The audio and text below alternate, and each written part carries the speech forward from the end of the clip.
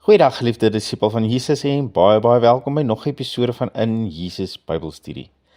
Ek wil net begin deur vir elkeen van julle dankie te sê wat finansiëel betrokke is in ons bediening.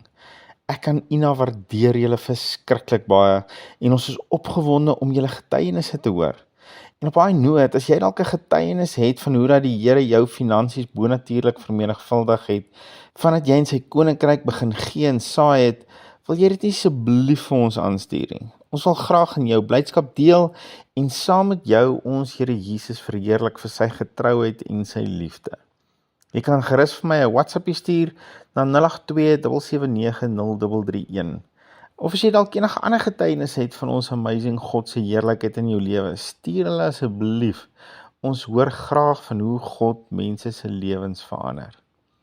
Ons is steeds besig met ons reeks genaamd Christus in ons, die hoop op heerlikheid.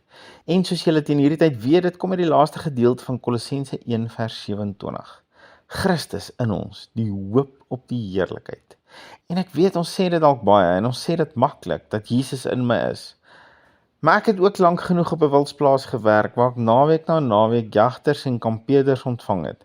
En ek kan sonder vrees vir teespraak sê, meeste van die tyd, in die grootste meerderheid van gevalle, as iemand nie vir my prontheid sou sê dat hy 'n Christen is nie, sou ek dit nooit kon raai nie. Want hulle het almal dieselfde gelyk, geklink en opgetree. Die gelowige en die ongelowige. En ek praat nie van hoe hulle alkohol gebruik en misbruik het nie. Dit het die gelowige ook net so goed gedoen as die ongelowiges, ongelukkig. Maar ek praat van mense se manier van dink en praat, hulle harte. Die gelowiges was oor dieselfde dinge bekommerd en bang as die ongelowiges. Die gelowiges het onder dieselfde dinge gebuk gegaan as die ongelowiges. Hulle was net so depressief, net so kwaad, net so hopeloos en net so vol van hulself as die ongelowiges. En is ongelukkig wat ek in die kerk ook ervaar. Moenie my verkeerd verstaan nie. Ek het niks teen die kerk nie. Ek is lief vir die kerk, dis Jesus se liggaam. Ek stem nie met alle kerke se doktrines saam nie, maar dit beteken nie dat hulle nie die liggaam van Jesus is nie. Maar ek is en bly lief vir sy kerk. Maar hierdie is wat my hart laat bloei, is dat wedergebore Christene nie leef met die vaste wete en versekering dat Jesus in hulle is nie. Dis vir my asof dit nie vir hulle 'n werklikheid is nie.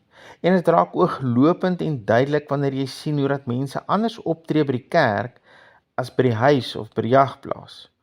By die kerk sal hulle nie eers die woordjie poep sê nie, want mens praat nie so by die kerk nie. Maar op die jagplaas, agter op die bakkie, is dit effens zeffen van begin tot einde. By die kerk drink hy net koffie, maar daar waar niemand hom kan sien nie, daar syp hy soos 'n vis. Wat is die verskil tussen die kerkgebou en die jagplaas? Ja, maar daai is die huis van die Here.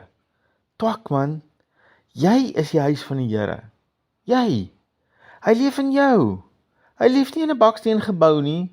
Hy leef in jou. Dis die Christus in jou wat die hoop is. Oral waar jy gaan, Sondagoggend by die kerk, maar ook Maandag by die werk, Woensdag by die golf en Saterdag tussen die manne, oral waar jy gaan, is hy. En net so dat ons nie enige losdrade los nie, want mense is so lief om op hol te raak oor skrifte wat hulle nie verstaan en begryp nie.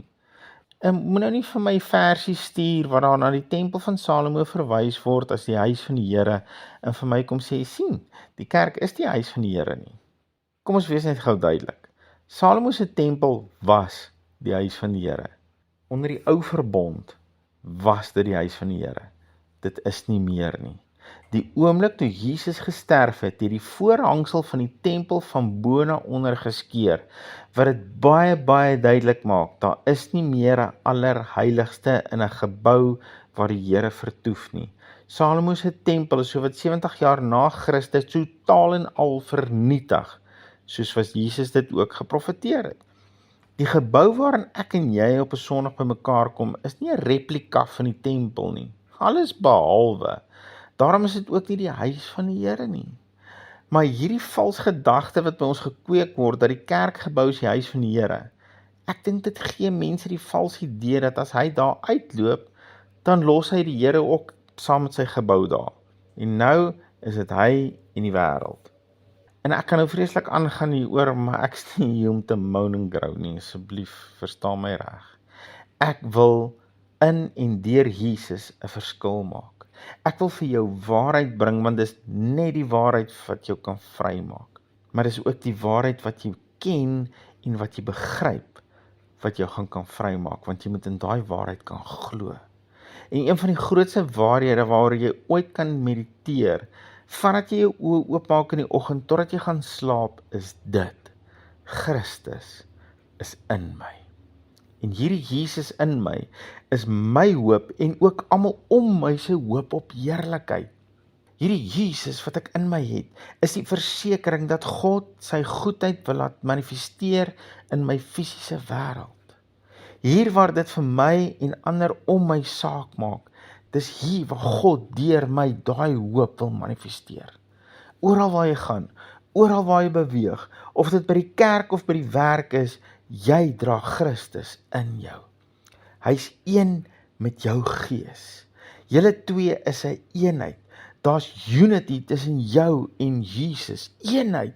Hy is die wynstok, hy is die boomstam, jy is die loot, jy is die tak.